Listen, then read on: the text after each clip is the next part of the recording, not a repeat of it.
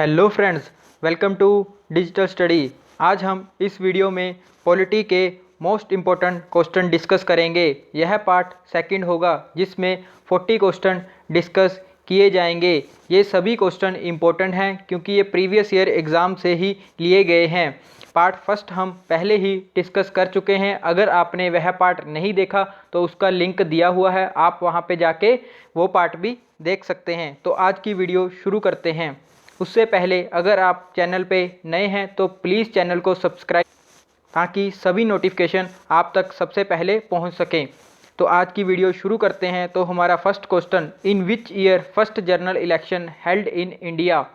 तो इसका सही आंसर है ऑप्शन डी 1951। 1951 में इलेक्शन हेल्ड हुए थे first time in India. Second question, what is the maximum duration of the interval between two session of the parliament? तो इसका सही आंसर है C option 6 month. Session parliament के 3 session होते हैं, विंटर सेशन, समर सेशन और budget session, और इनके बीच का जो टाइम पीरियड का गैप होता है वो 6 मंथ से ज़्यादा नहीं हो सकता। Next question, the impeachment of the president is carried by which one of the following? तो इसका सही आंसर है option C parliament.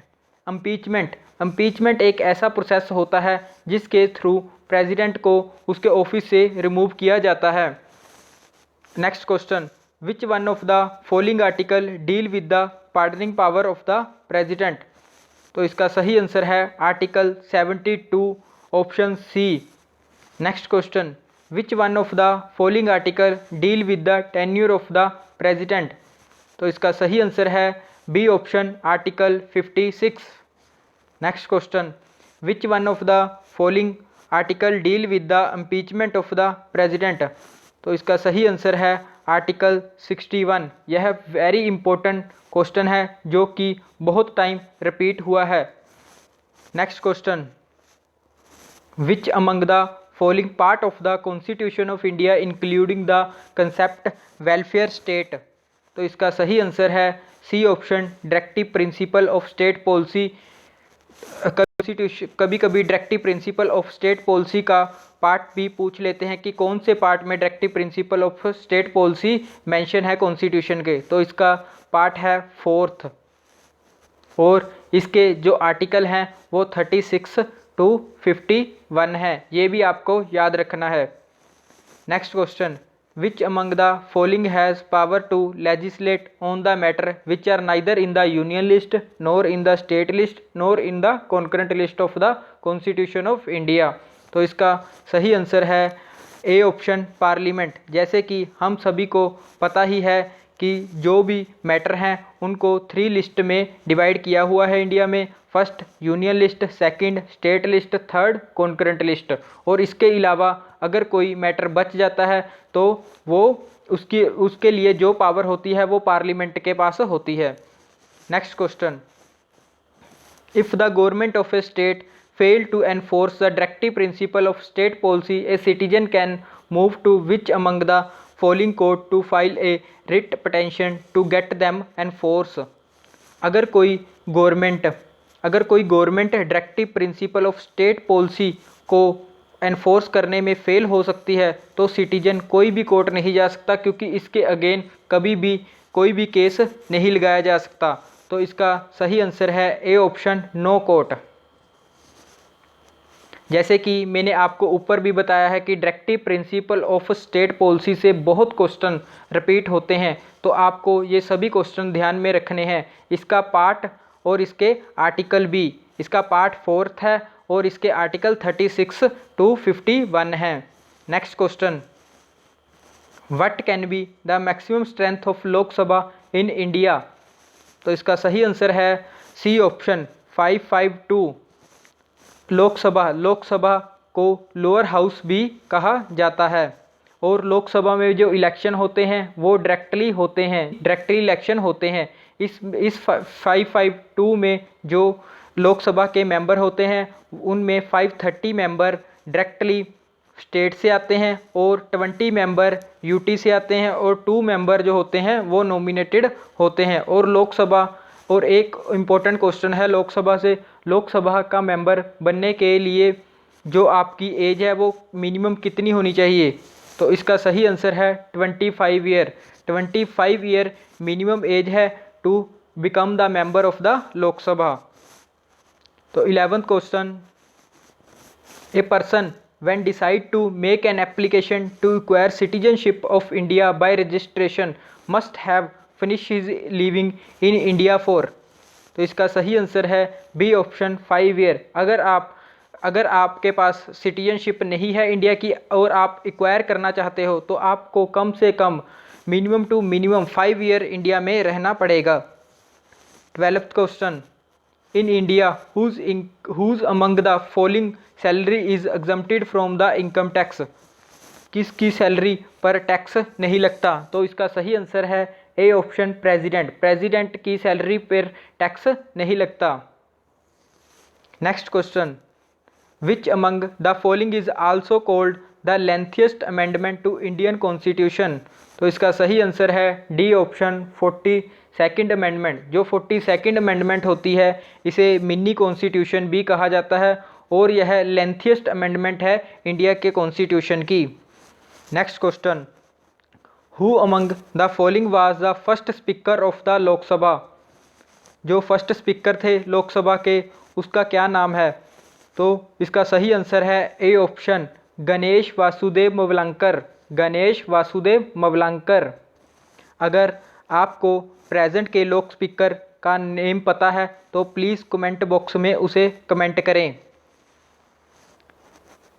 Next question, which one of the following is not a constitutional body. Most important question है ये previous year में बहुत time repeat हुआ है। तो इसका सही आंसर है C option NITI Aayog. Next question, the registration of voter is a responsibility of which among of the following. तो इसका सही आंसर है C option election commission. Election commission की रिस्पॉन्सिबिलिटी होता है रजिस्ट्रेशन करना वोटर की। Next question, the cabinet mission to India was headed by. जो कैबिनेट मिशन थी जिस cabinet mission to India was headed by. तो इसका सही आंसर है सी ऑप्शन लॉर्ड पैथिक लवेरेंस जिन्होंने कैबिनेट मिशन जो इंडिया में आई थी उसके ये हेड थे। यह कैबिनेट मिशन कब आई थी ये भी मोस्ट इम्पोर्टेंट क्वेश्चन है। तो ये आई थी 1946 में कैबिनेट मिशन आई थी। ये जो कैबिनेट मिशन थी इसने ही कॉन्स्टिट्यूट असेंबली बनाई थी। ये भी क्वेश्चन पूछ लिया जाता है कि कॉन्स्टिट्यूट असेंबली किसने बनाई थी। तो यह बनाई थी कैबिनेट मिशन 1946 में। तो इसके हेड कौन थे? Lord Pethick Lawrence. Next question, constitution of India was adopted by. तो इसका सही आंसर है कॉन्स्टिट्यूट असेंबली। और ये कॉन्स्टिट्यूट असेंबली किसने बनाई थी? मैं अभी ऊपर बता के चुका हूँ आपको। तो ये बनाई थी कैबिनेट मिशन 1946 में और इसके हेड कौन थे? Lord Pethick Lawrence. Next question, the constituent assembly for undivided India first met on. जो कॉन्स्टिट्यूट असेंबली बनी थी वो फर्स्ट टाइम उसकी मीटिंग कब हुई थी? तो इसका सही आंसर है बी ऑप्शन 9 दिसंबर 1946 को। और कभी कभी ये क्वेश्चन भी पूछ लिया जाता है कि ये कहाँ मिले थे। तो इसका सही आंसर है न्यू दिल्ली में ये मिले थे। Next question, constitution of India was enacted by the constituent assembly setup. जो कॉन्स्टिट्यूशन ऑफ इंडिया बनाया गया था कॉन्स्टिट्यूट असेंबली ने। कॉन्स्टिट्यूट असेंबली को बनाया था कैबिनेट मिशन 1946 ने। तो इसका सही आंसर है B option under the cabinet mission plan 1946। Friends, इस वीडियो में हम 40 क्वेश्चन डिस्कस करेंगे। अगर आपको ये क्वेश्चन पसंद आए तो प्लीज़ वीडियो को लाइक करें और चैनल को सब्सक्राइब करें। 21th question, next question, the constituent assembly which frame the constitution for independent India was set up in. जो कॉन्स्टिट्यूट असेंबली थी जिसने कि कॉन्स्टिट्यूशन बनाया था इंडिया का। तो वो कब बनी थी? तो इसका सही आंसर है 1946 को। 1946 को कॉन्स्टिट्यूंट असेंबली बनी थी और इनकी फर्स्ट मीटिंग कब हुई थी? 9 दिसंबर को। Next question, who among the following was the chairman of the drafting committee of the Indian constitution? ये कमेटीज़, कुछ कमेटीज़ के चेयरमैन बहुत बहुत इंपॉर्टेंट है, उनमें से एक है drafting committee. Drafting committee most important question है ये।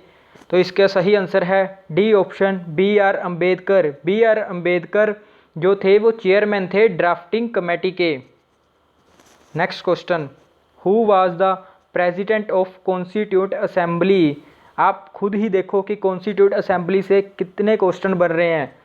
तो इसका सही आंसर होगा B option, doctor Rajendra Prasad. Doctor Rajendra Prasad जो थे वो प्रेसिडेंट थे कॉन्स्टिट्यूंट असेंबली के। Next question, the demand for constituent assembly was put forward by Indian national Congress in 1936 at its session held at. जो डिमांड थी कॉन्स्टिट्यूंट असेंबली बनाने की, जो कि इंडियन नेशनल कांग्रेस ने की, कब की थी? ये की गई थी 1936 में। और इसका जो सेशन था वो कौन सा था? इसका सेशन था लखनऊ, जो कि इसका सही आंसर क्या है इस क्वेश्चन का? C option. Next question, the design for national flag was adopted by the constituent assembly of India in. जो डिज़ाइन था नेशनल फ्लैग का हमारे इंडिया का, वो कब अडॉप्ट किया गया था इंडिया के द्वारा? तो इसका सही आंसर है सी ऑप्शन, जुलाई 1947। Next question, which one of the following act formally introduce the principle of election for the first time in India? जो principle of election first time introduce किए गए थे इंडियन 1909 में। तो इसका सही आंसर है A option, Indian council act 1909। Next question, which one of the following item is wrongly matched? तो फर्स्ट ऑप्शन, ए ऑप्शन, दिसंबर 1947 कॉन्स्टिट्यूंट असेंबली फर्स्ट मीटिंग। तो इसका सही आंसर यही हो जाएगा, क्योंकि कॉन्स्टिट्यूंट असेंबली की फर्स्ट मीटिंग 9 दिसंबर 1946 को हुई थी। हम ऊपर ही इसको डिस्कस कर चुके हैं। तो इसका सही आंसर होगा A option. Friends, next question, the crown took the government of India into its own hand government of Indian act 1958 में। Option. Next question, consider the following statement, constitution, Indian constitution is unwritten constitution, no. तो इस written constitution, yes. Largely based on government of Indian act, yes.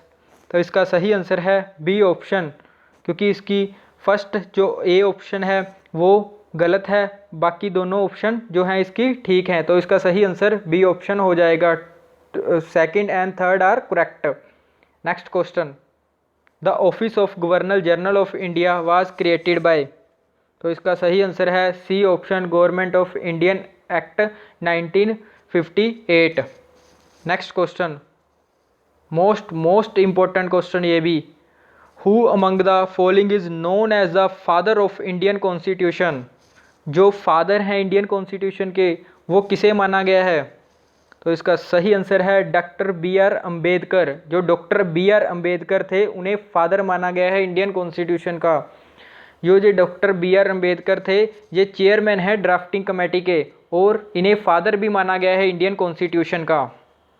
Next question, when did Mister Attlee, Prime Minister of England, announce the transfer of power to the Indians. जो Mister Attlee थे, Prime minister थे उस time England के, उन्होंने announce कर दिया था कि जो पावर है उनके हैंड में वो ट्रांसफ़र कर दी जाएगी इंडियंस को।